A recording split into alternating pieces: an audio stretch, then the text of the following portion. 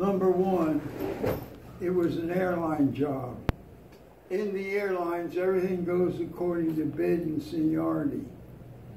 If you and I are hired the same day and you're even one day older than me, you'll be senior to me the rest of our lives. Right.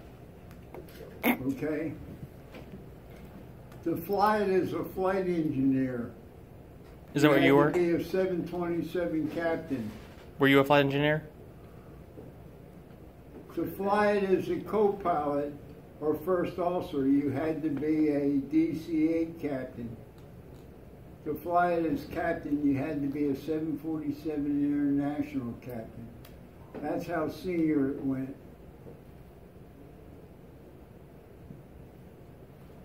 Think about this. It has no speed brakes. It has no ailerons. It has no elevator. It has no flaps. If you look at it, the tail is completely smooth. It's got a rudder back there, but that's all it's got. The trailing edge of the wing has things called elevons. They work like ailerons and give you roll. They work like elevators and give you pitch. And when you slow down, they droop and act like flaps.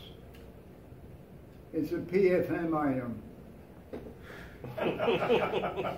Wait. Do you know what PFM stands for? No. Casey, tell me. I don't know what it stands for. Pure F magic. Okay.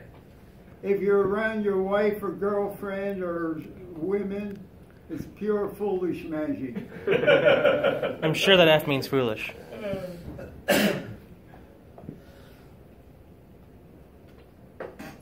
So that's the problem. The airplane is 50-50, 50 French, 50% British. These people cannot even agree on the same time zone, and they're only 20 miles apart. They build something. But they build an airplane that works. The engines are 50% British, 50% French. There's Snecma Rolls-Royce, or Rolls-Royce Snecma, depending upon who you want to talk to. I prefer the British myself, so.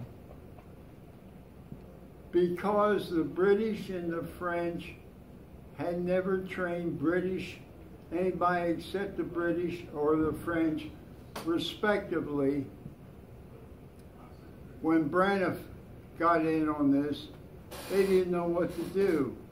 50-50, half of us went to Filton, England, half of us went to Toulouse, France.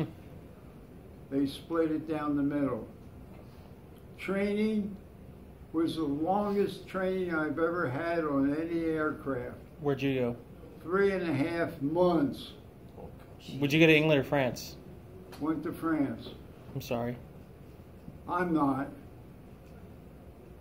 Now, think about this. Who would you think would be the most cooperative, the British or the French? I would think the British. They were horses' ass.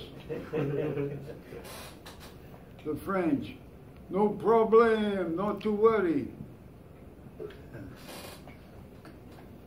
The British had a test every Friday, regardless of whether there's anything to test or not. The French had 2 tests, one midway through and one at the end. That was it.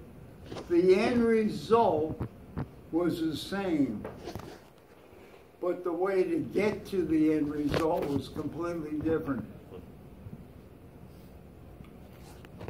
I initially was a flight engineer, and I'm the only person in the world that checked out as a flight engineer and a first officer, because the British and the French use professional flight engineers. They do not use engineer pilots or pilot engineers. Over in France, one of my friends, who was also a flight engineer, he was asked by his instructor, what would you do if you don't pass the check right? He says, I'll go back and fly 727, Captain. It's not possible. Flight engineer, no Capitan. They could not understand. The only person that understood was my instructor, who was a U.S. Army a U.S. Army Air Corps trained pilot in World War II. He was the chief test pilot for Aerospatiale. And I went on several test flights with him. It's incredible the stuff he used to do. And if you ever get an opportunity to see, it's a terrible movie about Concorde. He did the flying down in the Pyrenees. He said it was wonderful. It was legal flat hatting. Wait, what do you mean by that? What'd you say? Legal what? Flat hatting. Do you know what flat hatting is? No, I don't. I'm 22. So what? is he. Do you know? No. He didn't know either. Why didn't you ask, Casey? I'm just listening to the story. I want to understand the story. That's flying at low altitude. Oh. And the Concorde, You man. probably know that scud running. Yes, I do know this scud running. And it's usually involving crappy weather. Well, there's a lot of things about Concorde people don't realize. It's very easy to hand fly. What they do, now the British was a stand-up and lecture type thing. The French had a desk about yay big, yay wide, with a bunch of buttons on them. And they had 2 carousel back projected screens and a tape deck. And they would go through each system wearing headsets at your own pace, and they would explain the system to you, and periodically they would ask a question, and you had a choice, A, B, C, D, and you select a button. If it was the correct answer, they say, yes, you understand, and go ahead with it. If it was wrong, they say, no, it's not quite right, and they would explain it in a different way, and then give you the same question again. And if you punch the wrong button again, they say, no, not quite, and they go explain it again. If you got it wrong 3 times, a red light would turn on and get the instructor's attention, who was sitting over there. And he'd come over and say, what's the problem? And try to set you straight. That's how they taught normals. After we went through all the systems on normals, we got into the sim. And you'd say, well, what if? No, what if? Everything works. Nothing ever went wrong. You did everything from start to taxi to takeoff to climb, to acceleration to supersonic to slow down, the whole bit, and landings. It was a level A sim, which means you have to go to the airplane to get fully qualified on your check flight. 85% gets in the sim, 15% on the airplane. Then you would get, and they trained us crews, captain, first flight engineer, co-pilot. And we'd sit facing the instructor, and behind the instructor was a diagram on a board of the system we were going to use. And when you flicked the switch on the checklist, you could see what was happening on this diagram. Valves would move, pressures would change, whatever it was. Then you got back into the sim again, and nothing ever worked. Then finally, you would get back into sim, and they'd throw it all together. we had something north of 150 hours of simulator time before we got to the airplane. Is it true that the cockpit moved back like 6 inches or 14 inches?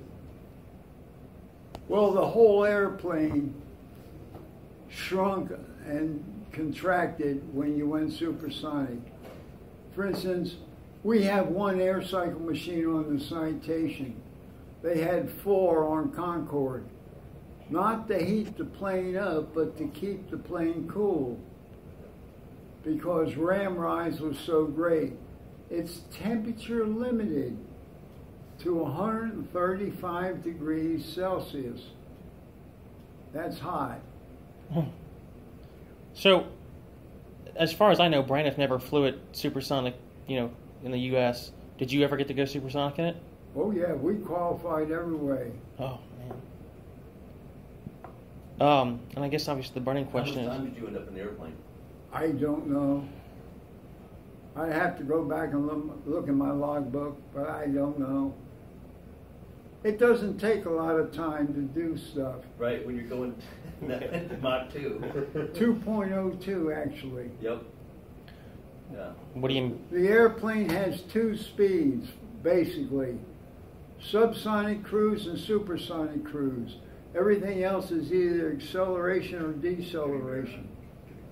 And once you got up and away from the airport, or once you're up, didn't you fly that thing at 530 knots, calibrated airspeed like all the time, and you would just adjust your altitude for cruise? The autopilot was designed to cruise to a constant Mach number, not a constant altitude. Right. So as you got lighter and as the up. temperature changed, and it does change at high altitude, the plane would climb or descend as necessary to maintain the constant Mach number. Because you would normally start out at about 55,000 feet and then end up at about 60,000 feet. They finally chopped it off at 60. They don't know what the top altitude is. I've been up in the 70s on test flight. What do you make of the crash in France? I've got to ask. What? What do you make of the big crash in France? I'm surprised they kept the plane flying as long as they did. But what about, the events leading up to it, the strip of titanium, all that stuff? The tire. Yeah, the tire blowing, the fuel. And I heard somewhere that it was actually, they already had an engine or an SL fire before they even hit that, or had the tire. The piece flew up and got one of the engines, and then that engine came apart and took out the I've other. been asked about this lots of times, and I say, what do you fly? As an example, we're going to be flying the Citation. What's the procedure if you have a leak in the wing tank from a piece of metal flying up and hitting it? I don't think there is one. What is the procedure? Land. Where does it say that procedure? Land as soon as practical, but I've never seen it in the The book. question is, where is the procedure? Yeah, it's not, There there is There's no no procedure. procedure. Right. Yeah, but you obviously want to land, but There's yeah, no there's no procedure. procedure. What happened That's the whole point. There was no procedure. Yeah. I mean, I'm obviously not faulting the pilot or any of the crew here, but it just seems like, not too much to damage that wing. What you had is imbalance, lateral imbalance. Mm-hmm. 2 engines on fire. Mm-hmm. And you had fire. Do you know that just like in this airplane, it doesn't indicate an engine fire. We call it engine fire. Where's the engine fire detection system located? It's actually a cable that wraps around the engine. It detects heat. Where on the engine? It actually wraps around it. Outside of the engine? Outside, yeah. Between the engine and then the cowl, right? Yeah. Does it detect fire? No, it detects heat over temperature. It does detect heat. Do you know that a jet engine, when it's operating normally, is on fire. Yeah, yeah. That's what ITT means. Absolutely. 700 degrees Celsius is definitely on fire. The Lear, years ago when I did the 20 series Lear here, the instructor would say, "You get an engine fire light? Good, that thing's supposed to be on fire." Yeah. The only time you're not on fire is when you're out of gas. Or you got it shut. So they didn't have a fire indication in the cockpit. They didn't know what was going on. You can't see the engines. The intakes on those engines are 12 feet. Why 12 feet? Because you cannot use supersonic air in an engine. It has to be subsonic. It's got to be slowed down. So you have to have a means of slowing it down. They did that with the intakes.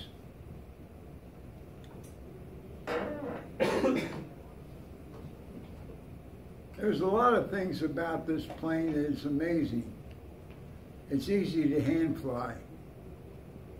On my check ride as a co-pilot, Jean Francky was in the left seat. And in the book it says, with 2 engines shut down on one side, don't exceed 15 degrees angle of bank. Well, I had 2 engines shut down on the right side. There's no way on the freaking world I'm going to exceed 15 degrees angle of bank. It's a check ride. So I'm turning and somebody says, "John, is in your house out here someplace?" He says, "Yeah, if Norwood doesn't steepen this bank up, I'll show you." He says, "I've got it. With 2 engines shut down on one side." He says, "Do you see it? No? Do you see it now?"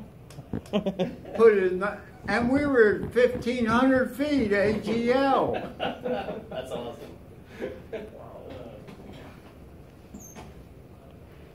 This is a guy who was told to go to altitude, go to 2.02, and hit a rudder as hard as he could. He wore big old boots. He hit the rudder. I said, "What happened, John?" He says it went. Yaw damper working really good. No, at 2.02, you can't get much deflection on anything. So he called in and told him what happened. You know what they wanted him to do? Pull full rudder trim and then hit it. He says he ended up with 2 feet on one rudder trying to push it. Damn. At 2.02, it would just go. What happens if you lose an engine, have an engine failure at Mach 2.02? You're still trying to shove air into the engine, but it's not taking any. It'll unstart the engine next to it, won't it? They've got a door it's below the that comes out on the bottom side that dumps the air out. And that gives you your yawing action, not the loss of the engine. Think they'll ever build another one? Yes? Soon? I don't know. Who do you think will build it? U.S. or? I don't know. But somebody's going to figure out an aerodynamic solution to keeping the sonic boom from hitting the ground.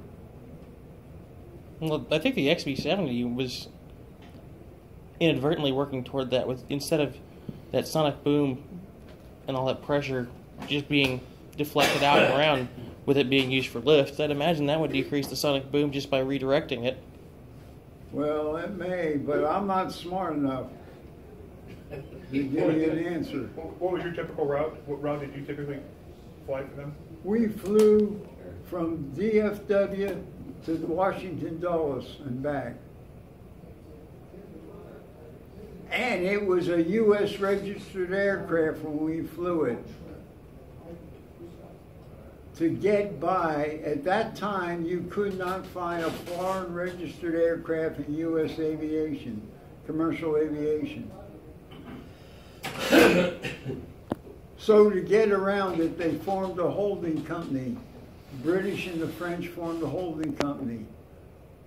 When they brought the plane in, let's say the British brought the plane in at night, they would take the plane and physically sell it to the holding company, and they would sell it to Braniff.